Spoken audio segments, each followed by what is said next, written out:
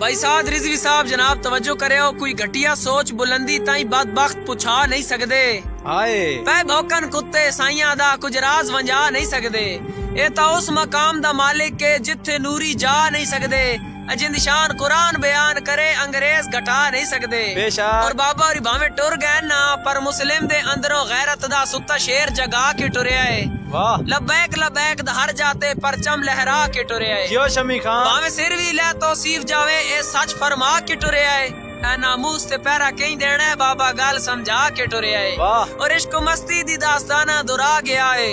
बहादुरी दे पुराने किस्से सुना गया है। जो डट खलोवे तकल्ला बंदा ही काफी होंदा है। व्हील चेयर ते बैठ के रिजवी दसा गया है। क्या बात। और साइयां दे सामने म्यों करना बदबख्त बिलिन सिखलाया कैं। साड़ा खुल के राज तारुफ भी नहीं शायद तेनू करवाया कैं। और इदा मतलब ला इलाहे ता इत्थे ला इलाह पढ़ाया कैं। ए मुल्क गुलामे मुहम्मद दा दस्ते नगवान बनाया कैं। कोई दर दरवाजा नहीं लबना कै। रोशनदान चो दफा थी ना मुंह से रिसालत पैरा दे, नहीं तो पाकिस्तान चो दफा थी। और दिला दिला तस नहीं गया, दिला दिला तस नहीं गया। मरण दी चात चस नहीं गया।